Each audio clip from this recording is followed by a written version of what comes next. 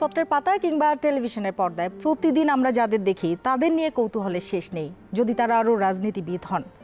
সেই গল্পগুলোই আমরা জানবো। আজকে আমাদের সাথে আছেন এনসিপির সিনিয়র যুগ্ম আহ্বায়ক সামান্তা শারমিন এবং আছেন তার জীবনসঙ্গী জাহিদুল হক।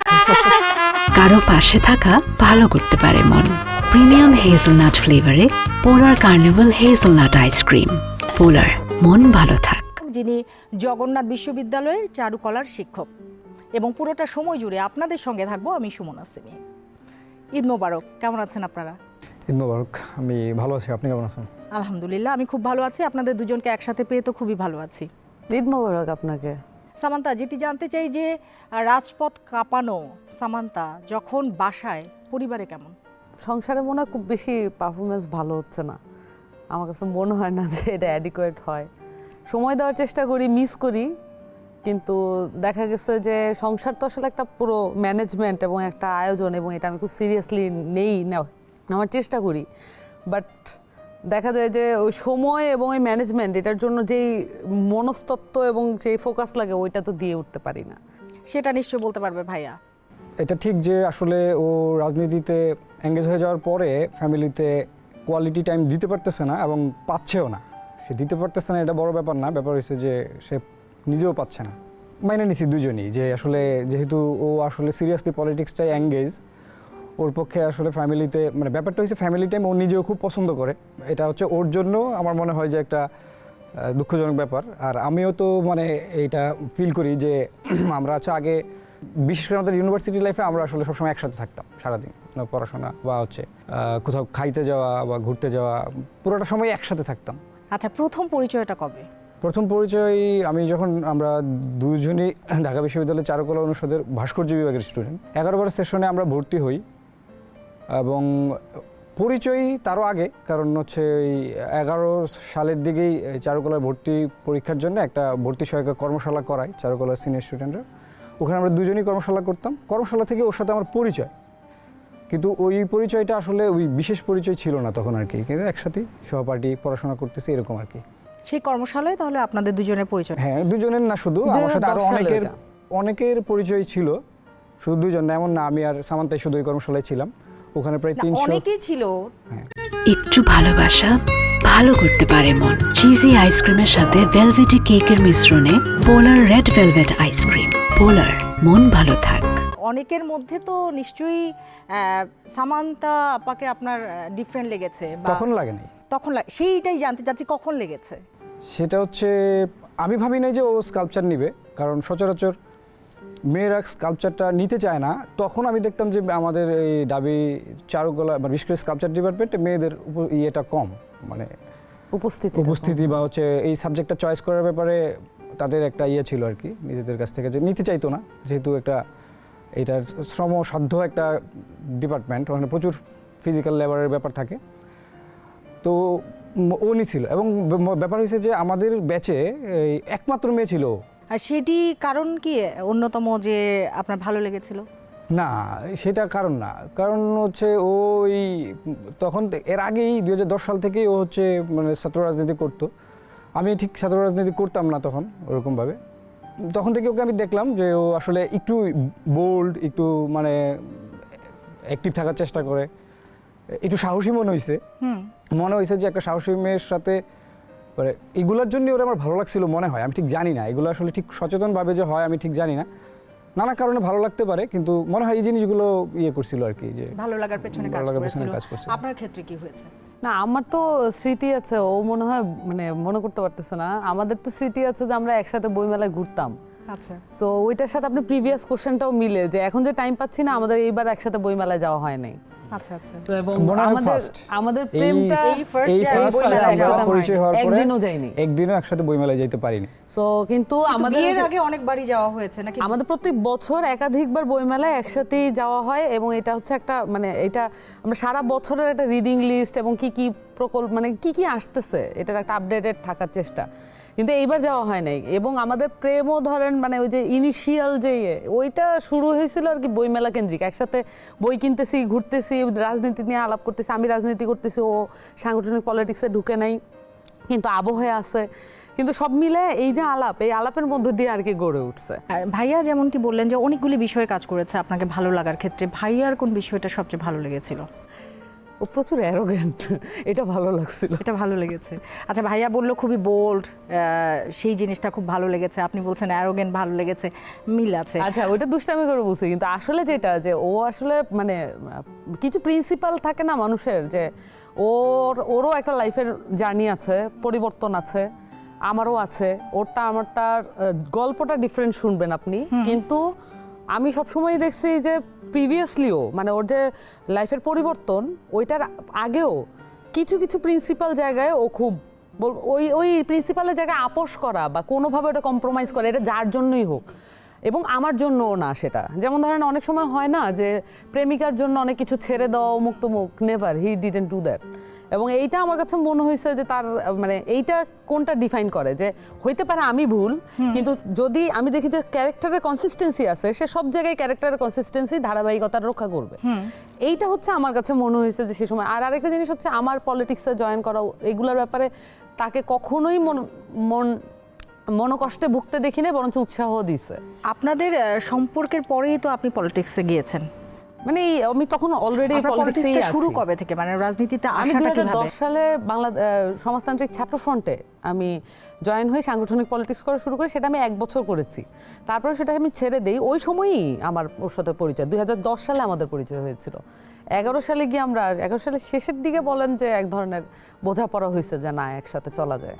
ভাইয়ার কাছে একটু জানতে চাই যে রাজনীতিবিদ, রাজনৈতিক সংগঠনের সঙ্গে আপা জড়িত এবং সক্রিয়ভাবে জড়িত, এটাকে আপনি আসলে কিভাবে দেখেন? আপা কিন্তু বললো যে আপনার এইসব নিয়ে কোনো সমস্যা ছিল না, তারপর আপনার কাছে জানতে চাই যে কখনো কখনো চ্যালেঞ্জের মুখে পড়তে হয় কিনা, বা বাসায় সময় দেয়া নিয়ে সব কিছু মিলিয়ে।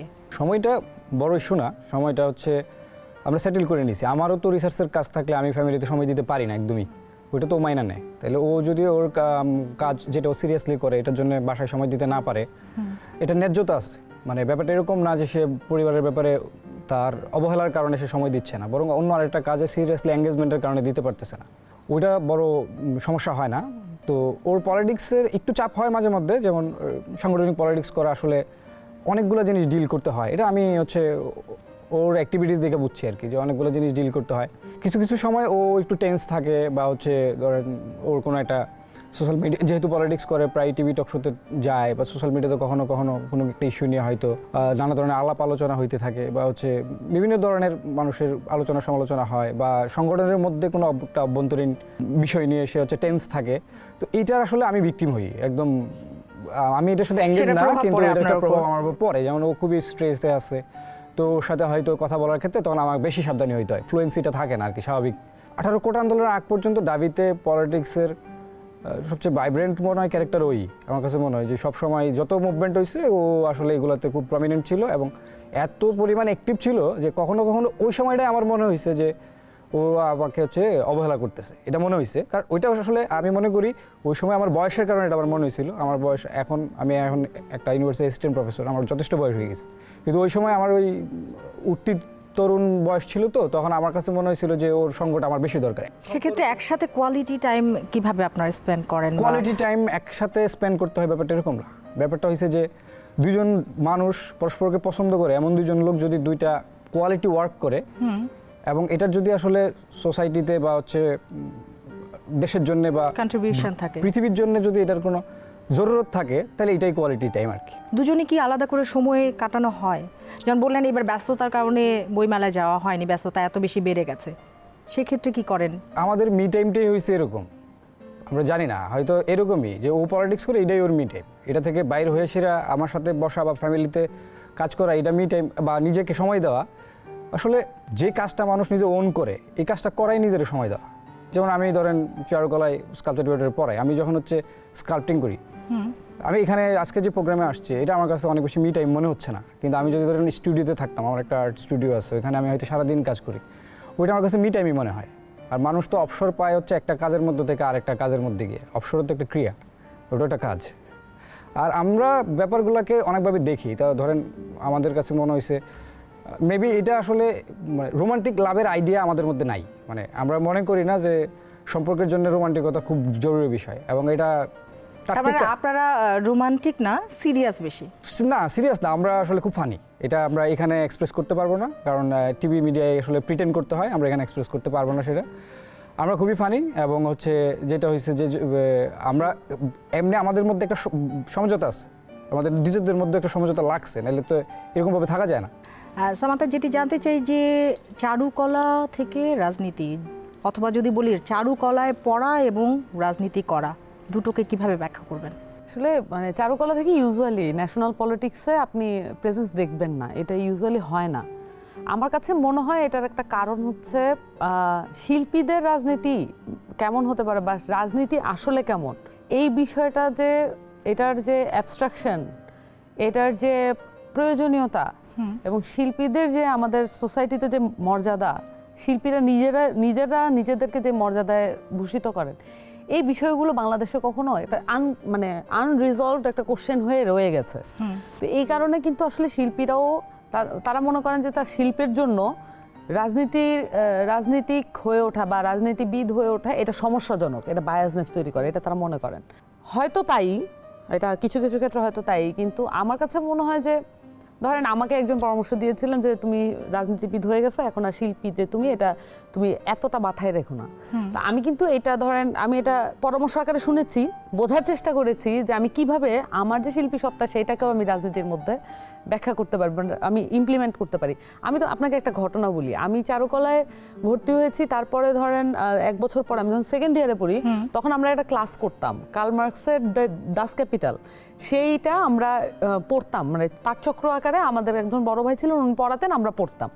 সো ওখানে একটা ব্যাখ্যা ছিল যে মুদ্রা কিভাবে ওয়ার্ক করে, মুদ্রা কি আসলে, মানি কি, সো এইটার যে মানি কিভাবে উদ্বৃত্ততে পরিণত হয় এবং এইটার যে মেকানিজম, এইটা আসলে আমি যদি চারুকলায় না পড়তাম আমার কাছে মনে হয় না আমি এটা বুঝতে পারতাম। এটার যে অ্যাবস্ট্রাকশন, মানি কিভাবে ওয়ার্ক করে, কিভাবে তৈরি হয়, এটা কিভাবে ডিস্ট্রিবিউটেড হয় এবং কিভাবে মানুষ মনে করতে শুরু করে, এটাই তার সর্বোচ্চ এবং সর্বস্ব, এইটা বোঝার জন্য চারুকলা আমাকে হেল্প করেছে, এই ডিসিপ্লিন আমাকে হেল্প করেছে। এটা আমি মনে করি যে চারুকলার যে মানে পড়াশোনা বা ডিসিপ্লিনের যে সিরিয়াসনেস, এইটা আমার ভিতরে ছিল, ফলত ওই সিরিয়াসনেস আমার সকল ক্ষেত্রেই ছিল।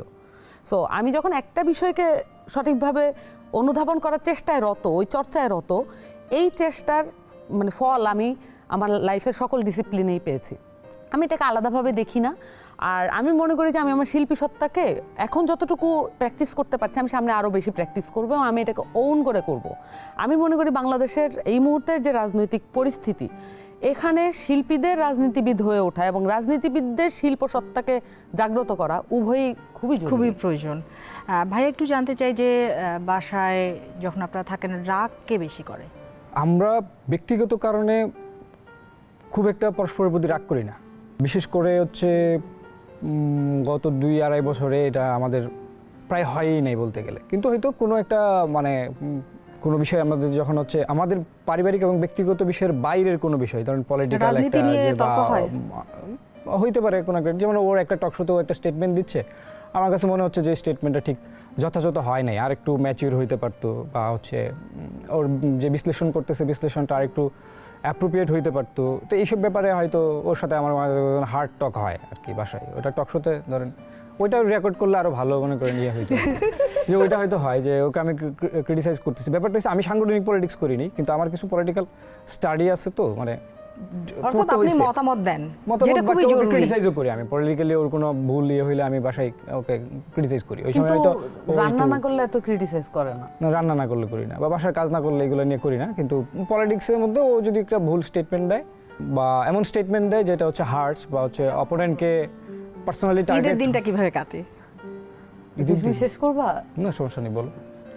ঈদের দিনটা আসলে আমাদের ওই যে বাসায় তো এমনিতে সময় দেওয়া হয় না, তো দেখা গেছে যে ঈদের দিন আমি একটু রান্না বান্না করার চেষ্টা করি, তারপরে কোনো একটা গোলমাল বাঁধে যে যেটা ও খাবে না, তখন আবার নতুন করে একটা কিছু বসাইতে হবে, এটা নিয়ে একটু আলোচনা হয় বাসায়।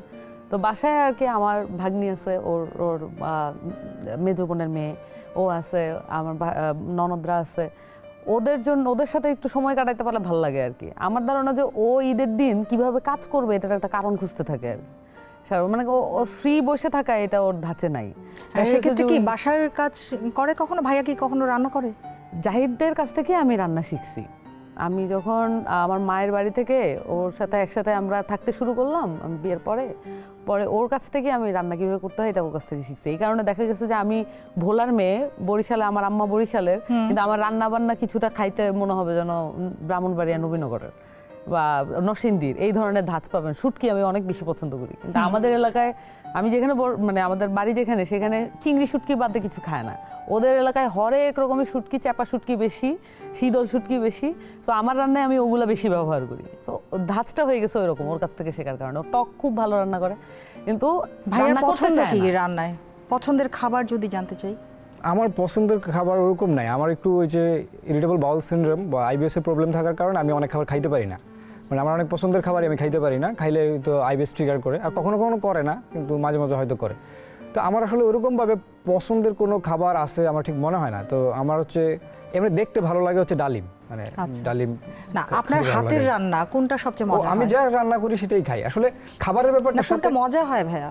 আসলে খাবারের সাথে মজার চিন্তা আমি করি না, ক্ষুধার সাথে খাবারের সম্পর্ক আছে। আপুর কোনটা ভালো লাগে ভাইয়ার হাতের রান্না? খুবই ভালো রাঁধে, সব কিছুই ভালো রাঁধে, তবে শুটকির যে কোনো পদ ও সবচেয়ে ভালো লাগে। ও কষাইতে পারে খুব ভালো, এটা একদম পারফেক্ট হয়। আর আপু কোনটা ভালো পারে ভাইয়া? আমি খেয়াল করি নেই, কারণ আমার ক্ষুধা লাগলে আমি খাই, ভালো লাগা খারাপ লাগা দিয়ে খাই এটা না। সত্য আসলে, আমি হচ্ছে এটা ইউনিভার্সিটি লাইফ থেকে দেখছি। আমার ক্ষুধা লাগলে আমি খাই। খাবারের সাথে আমার কোনো ফ্যাটিস নেই যে এটা খুব মুখরোচক হবে বা এটা হবে। আমি মনে হয় না, আমি জীবনে একবার বার্গার খাইছি। আচ্ছা, আমরা এখন ঝটপট কিছু উত্তর নিয়ে নিব, সেটা একই সাথে আমি প্রশ্ন করব, একসাথে উত্তর দিতে হবে দুজনকেই। দুজনকে একসাথে? আমরা দুজন একসাথে কোনো কাজে ঠিকমতো করতে পারি না। হ্যাঁ, সেজন্য সেই সিনটাই দেখবো যে একসাথে আসলে হচ্ছে কিনা। সেজন্যই আমরা একই সাথে প্রশ্ন করব, একই সাথে উত্তর দেবেন। কে আগে রাগ করে? দ্রুত রাগ করে কে, নাকি আগে রাগ করে কে? কে আগে রাগ করে? আমি মনে করি জাহিদি করে। কে আগে সরি বলে? আমি বলি। হ্যাঁ। এটা তোমার বলা না, উচিত ঠিক। যে আমি বলি। কে বেশি শপিং করে?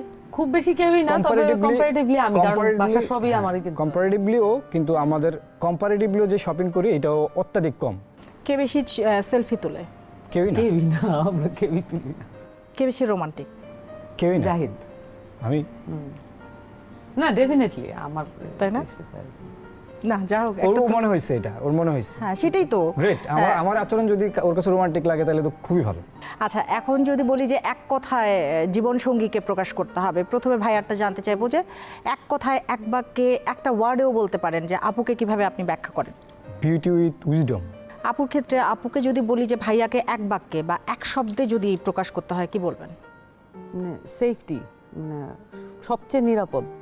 আপনাদের সঙ্গে আড্ডা দিয়ে খুবই ভালো লাগলো, অনেক অজানা কথা জানতে পারলাম। আমাদের আসলে সময় একেবারেই শেষ হয়ে গেছে। আপনাদের অনেক ধন্যবাদ আমাদের সাথে যোগ দেওয়ার জন্য। আবারও ঈদ মোবারক।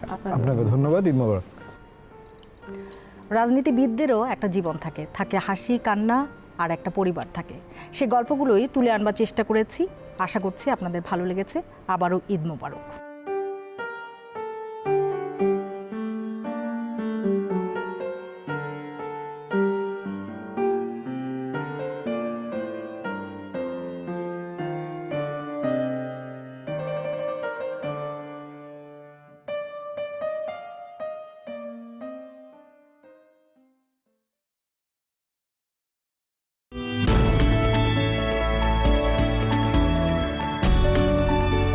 রাজনীতির বাইরে সৌজন্যে পোলার।